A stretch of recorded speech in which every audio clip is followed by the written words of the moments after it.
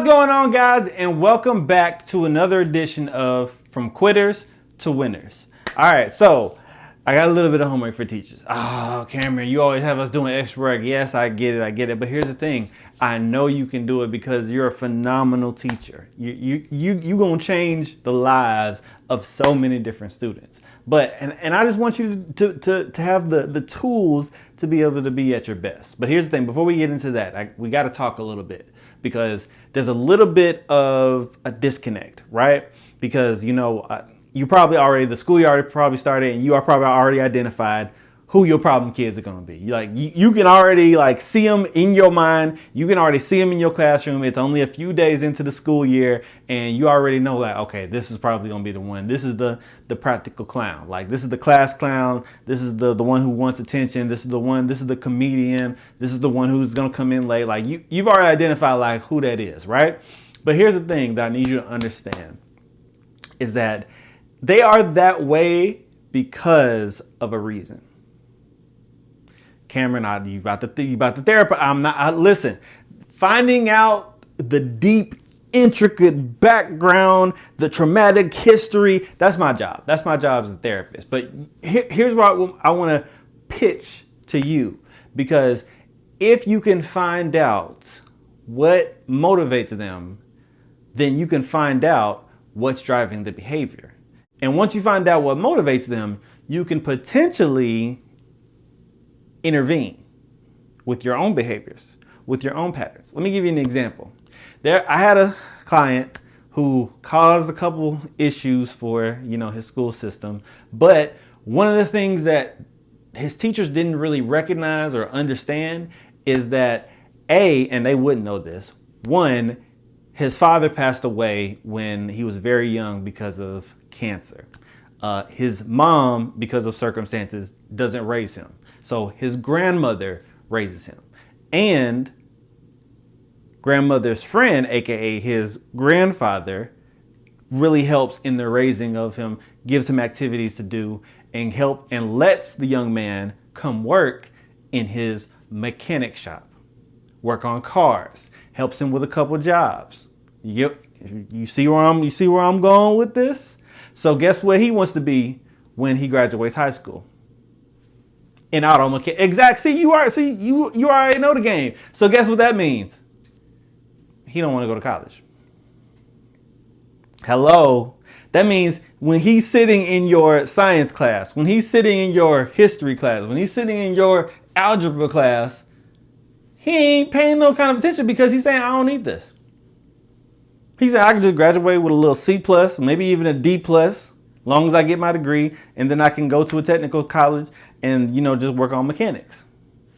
Hello. Okay, so you see why it's so important to find out what is motivating the client. What is motivating your student? What is it that is the driving force? What is stimulating that behavior? What's stimulating their interest? What's engaging them in the pattern, in the behaviors that they're doing? Well, Cameron, that sounds great, but how do I do that? I'm so glad you asked. So here's what I want you to do. Every single Monday, I need you to put in a little bit of effort with this. Every single Monday morning, I want you to create a bell ringer. You can tie it in with your subject, whether it's your teach science, history, ELA, math, whatever it is. I want you to tie in a bell ringer that requires them to reflect over their weekend. That's all I want you to do. Every single Monday, because here's the thing. On the weekends, they go out, do what they want to do. They hang out with their friends, hang out with their family, do whatever it is that they want to do on their time. And I want you to have them telling themselves practically.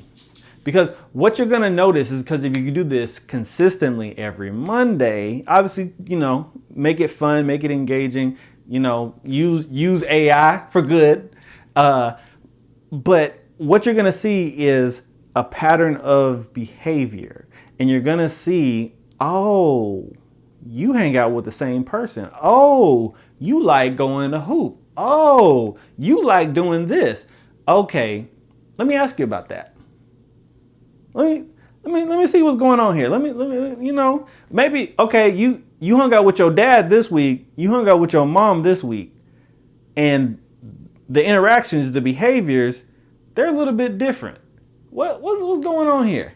Like, so the more you discover about a student, the more you can respond to a student. Because being able to tell that student, okay, cool, if you go to a technical college and you become a mechanic, you could potentially make this much. But if you go to college and become a diesel mechanic, you make this much. Just a little bit more school, a little bit more effort, but you'll make this much.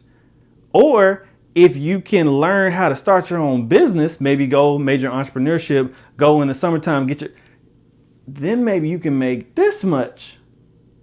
Just put in a little bit more effort. You got to show up. You see what I'm saying? Being able to find out what is the most important thing. What's making them tick? What is important to the student? Once you figure that out, game over. Game over. Then you can really craft an entire lesson strictly for them. And it's really changed the game if you can figure out majority of people have the same motivation or similar motivation, similar stories. You see what I'm saying? Once you, I'm trying to give you guys the game here. Like, listen, you guys don't know. I get it. You got to do a little bit of extra work. You might have to divert your lesson plan just a little bit, just tweak it a little bit. You might have to pay attention to student responses, but I'm telling you, once you figure out what motivates them, what makes them tick, what wakes them up in the morning, that is when you're going to discover how to turn them from a quitter to a winner. Y'all know what it is. I'll see you guys next week.